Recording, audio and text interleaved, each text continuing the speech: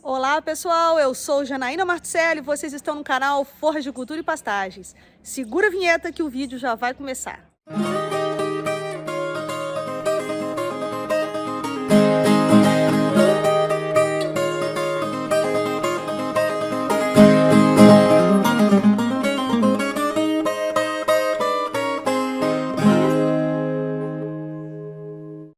E aí pessoal, tudo bem com vocês?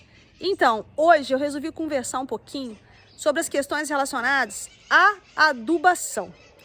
Muitas das vezes a gente percebe que alguns produtores, às vezes até mesmo escutando alguns vídeos nossos, assistindo outros profissionais da área, o pessoal fica assim nessa preocupação de fazer adubação, porque todo mundo fala que a adubação funciona. Aduba porque você vai ter maior produção, aduba porque com a adubação o seu pasto vai ficar legal. Só que eu tô aqui para dizer para vocês que a adubação, ela pode te trazer prejuízo, tá? Então, quando a gente fala em adubação de pastagens, nem tudo são flores, tá? A primeira coisa que a gente tem que fazer para fazer uma adubação correta é a análise de solo, e nós já conversamos sobre isso, sobre a importância da análise de solo para os sistemas de produção pastoris, né? Então, tem um vídeo nosso aqui em que a gente fala por que a análise de solo é tão importante. O segundo passo é a gente saber se a gente tem condição de manejar um pasto adubado. Então nós vamos ter alguma situação em que os nossos pastos eles estão trabalhando numa situação de super pastejo, tá? Então essa é a situação em que a taxa de lotação desse pasto ela está muito acima da taxa de lotação que seria suportada, tá? Essa capacidade de suporte, ou seja, o quanto o seu pasto suporta de animal consumindo, é a relação que existe entre a demanda de forragem, ou seja, quantos animais você tem no seu pasto, quantos eles precisam por dia, e relacionando-se então com a oferta de forragem. A oferta o que é? A oferta é a quantidade de capim que o seu pasto está produzindo diariamente. Então você vai lá e observa, o quanto esse teu pasto produz, e observa o quanto seu gado come. Se o seu gado precisa de mais que seu pasto produz, você vai estar numa situação de super pastejo. Esse tipo de situação, ele vai levar o seu pasto à degradação. Então, a adubação passa a ter um papel primordial para que você não se desfaça dos animais. Então, faça a análise de solo e faça as correções e adubações de acordo com aquilo que foi ditado pela análise de solo. Em contrapartida, se você tem um manejo que já está mais ou menos adequado, tá certo? Quando você faz adubação, você vai aumentar consideravelmente a produção de massa. E esse aumento na produção de massa, ele deverá ser acompanhado de um aumento na taxa de lotação. E isso é o que muitas vezes as pessoas não conseguem entender. Então dizem que a adubação não funciona, tá? Então, por isso que eu falo que às vezes a adubação pode causar prejuízo. Então, gente, não adianta você ir lá na casa agropecuária, comprar lá 100 quilos de nitrogênio por hectare ano, porque eu quero colocar lá, vou comprar meu saco de ureia, vou colocar 200 quilos de ureia no meu pasto, sem que eu tenha, com isso, um conhecimento de quanto eu preciso aumentar na taxa de lotação. Porque, gente, quando você faz adubação, o que você espera? Que aumente a produção de massa. Então, se o seu manejo está mais ou menos ajustado, quando você faz adubação, você intensifica. Nesse processo de intensificação, você é obrigado a aumentar a sua taxa de lotação para consumir essa forragem que foi produzida. Então, toda vez que você for fazer conta para adubação, você tem que imaginar o quanto você vai aumentar de animais. E isso você muitas vezes não coloca na conta, Então, você não consome esse capim que cresceu após a adubação. Não fazendo esse consumo, essa planta forrageira ela vai se desenvolver, vai gerar muito talo, muito material morto, você acaba inclusive prejudicando o desempenho dos animais que já estavam. Tá? Então, por isso que eu falo que muitas das vezes a adubação nitrogenada ela pode trazer prejuízo para o produtor, porque ele ouve falar que a adubação funciona e que isso vai melhorar o pasto dele. Então, ele faz uma adubação indiscriminada, tá? Sem uma assistência técnica adequada, sem aumentar a taxa de lotação e acaba não conseguindo os resultados esperados e acaba dizendo que a tecnologia não funciona. Nós, inclusive, já falamos sobre isso aqui, no nosso vídeo que a gente fala dos 5 mitos sobre adubação. Tá? Que isso é um perigo muito grande. Então, tem uma preocupação muito grande do produtor querer colocar só adubação nitrogenada. né? Então, muitas vezes ele compra a ureia, mas ele não fez uma calagem adequada, não tem uma adubação fosfatada adequada, ele não se preocupa com potássio, não se preocupa com enxofre. Então, o nitrogênio sozinho não vai fazer milagre. Assim como nenhum adubo sozinho faz milagre. O que faz milagre é uma adubação feita de acordo com a análise de solo e um manejo adequado, fechadinho, correto. Tá? Então, quando eu falo que a adubação pode causar prejuízo, eu falo nesse sentido. Então, o que acontece? Você faz uma adubação muito pesada nas águas, aumenta a sua taxa de lotação e chega na seca, falta comida. E você já aumentou o número de animais lá na seca. Desculpa, lá nas águas. Então, isso também é um outro problema. Então, tudo que você vai fazer na propriedade tem que ser feito com base em planejamento, pessoal. Se vocês têm alguma dificuldade em fazer planejamento, contrate uma assistência técnica e faça uma orçamentação forrageira, um planejamento forrageiro para a fazenda das águas e para a fazenda da seca. Se você aduba no período das águas, porque a gente recomenda fazer adubação no período das águas, né? E aumenta a taxa de lotação, você vai ter mais boca para comer lá no inverno. E eu estou falando aqui da nossa região do Brasil Central, tá? Você tem mais boca para comer na entre-safra. E como é que você vai alimentar esses animais que você aumentou lá na época que você fez a adubação? Então, quando você faz essa adubação, você tem que fazer esse planejamento para alimentar esse rebanho que você aumentou no período das águas. Então, ou você vai separar uma parte da propriedade para fazer um diferimento, ou você já vai começar a pensar, né, na silagem para alimentar todo esse rebanho, numa fenação, tá certo? Cana com ureia ou qualquer outra estratégia. Tá? Mas não pode se esquecer que esse aumento de animais no período das águas vai aumentar a sua demanda lá no período seco do ano, que é justamente a época de escassez. Então, você fazer um planejamento forrageiro adequado é o que vai salvar você no período das águas para você não precisar se desfazer desses animais que você trouxe lá, né, no período das águas. Então, na seca, você não precisa se desfazer deles se você fizer um planejamento forrageiro adequado. Então, adubou, tem que colher. Tá? Então, numa escala de prioridades, né, a adubação, ela não é prioritária, gente. Ao contrário do que muita gente pensa, aduba que resolve. Não é assim que funciona. Tá? Então, não adianta eu adubar, não adianta eu trocar minha planta forrageira, não adianta eu trocar a genética dos meus animais, que muita gente faz isso. Me dá uma tristeza muito grande eu ver produtor comprando, o pessoal do leite, por exemplo, vaca de alta produção com pasto ruim. Para que a vaca continue com essa alta produção, o que esse camarada vai ter que fazer, pessoal? Ele vai ter que aumentar a quantidade de concentrado no coxo, tá? Então, isso aumenta o custo de produção de leite dele. Então, numa escala de prioridade, primeiro, não é adubação. Primeiro, não é trocar a planta forrageira. Primeiro, não é trocar a genética do animal.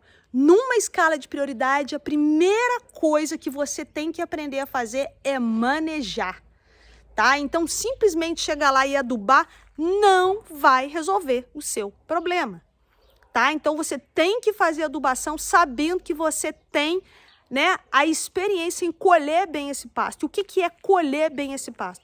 Gente, forragem não pode sobrar nem faltar. No período das águas, é muito comum a gente ver, né, a boiada desaparecendo no capim, você vê as vacas sumidas lá dentro, querendo comer igual girafa com a cabeça para cima, o produtor fica feliz com isso. Também temos um vídeo aqui, pasto alto não é sinônimo de pasto bom, tá? Porque esse pasto está com muita lignina, muita proteína, então é muito comum. Quando você aduba com nitrogênio, isso acontece. Sobe aquele estalo tudo, e talo o bicho não gosta. Quando ele vai fazer a seleção dele, ele prefere comer folha, tá? Então sobe, o estalo fica tudo grandão, aquele espaço, tá vacada sumida, produtor some lá dentro, tá certo? Aí chega lá no período seco do ano, tá faltando comida. Então não pode sobrar nem faltar. Então você tem que fazer um planejamento forrageiro, que você faça uma silagem do seu capim, que você separe uma parte, se estiver trabalhando com braquiária, para fazer um diferimento, tá? Então você tem que fazer todo esse planejamento, para que a gente consiga então ter uma distribuição de forragem mais uniforme. Por quê? Porque se você ficar dependendo das condições de clima, a gente não consegue distribuir isso uniformemente ao longo do ano. Não vamos conseguir. Porque falta água, falta luz, falta temperatura, a planta não cresce, tá? Então, a gente tem que fazer todo esse planejamento de forma a conservar a forragem na época que sobra, para que a gente possa utilizar na época que vai faltar. Por isso que eu falo, forragem não pode sobrar nem faltar. A gente tem que estar num ponto de equilíbrio na oferta de forragem ao longo do ano nos nossos pastos, para que a gente consiga manter um desempenho desses animais e ter um custo de produção mais baixo, tá? Nada me entristece mais do que ver produtor tendo que comprar silagem por altos preços porque não fez, né, um planejamento adequado na época da seca. Então, quando você aduba e não colhe, você está pegando o seu dinheiro, jogando naquele adubo, colocando no solo, a planta está absorvendo, mas ninguém está transformando o seu dinheiro em produto. Então, é como se você estivesse jogando dinheiro fora. Você está rasgando dinheiro, tá? Quando você aduba e não colhe. Os seus animais têm que colher esse aumento de produção de forragem, então, que foi dado pela adubação. Então, a adubação não pode ser feita de forma indiscriminada, ela tem que ser feita com planejamento para que você tenha, então, os resultados satisfatórios. Professor, qual é a dose econômica desse adubo? Quanto que eu sei que eu vou ganhar dinheiro? Isso vai depender de uma série de fatores, tá, pessoal? Isso vai depender da planta forrageira que você está trabalhando. Existem algumas plantas que respondem mais à adubação, tá? Que o acúmulo de forragem com adubação é maior. Um exemplo disso, por exemplo, são pânico, né? Então, se você pega aí o mombaça, o paredão, o miyagi, zuri, tamani, eles respondem muito mais à adubação nitrogenada. Para cada 1 quilo de nitrogênio que você coloca, tem um maior acúmulo de quilo de forragem, tá? Então, tem alguns números, eu não gosto muito de número mágico não, tá, pessoal? Porque isso depende de muitos fatores. Mas tem gente que fala aí que para pânico, né, mombaça, zuri, paredão, miyagi, tamani, para cada 1 quilo de nitrogênio que você coloca, você aumenta em torno aí de 30 a 40 quilos de matéria seca por hectare. Mas isso vai depender de chuva, de luz, né? Se você colocar o nitrogênio, não tiver chuva, não tiver luz, não tiver temperatura, esse capim não vai acumular forragem, não tem acúmulo, né? Então, isso diminui muito. As braquiárias, de forma geral, elas acumulam menos com as doses de nitrogênio. Então, o pessoal fala em algo em torno de 30 quilos aí de matéria seca, 25, tá? Tem um pessoal que é um pouco mais corajoso e bota isso um pouco mais para cima, mas também depende de muitos fatores. Como eu disse, eu não gosto de números mágicos, tá? Mas, de forma geral, a gente utiliza esses números para começar a fazer alguns cálculos, tá? Então, se a gente sabe que para cada 1 quilo que eu coloco vai ter esse aumento de produção de forragem, quem vai comer essa forragem que aumentou nessa produção?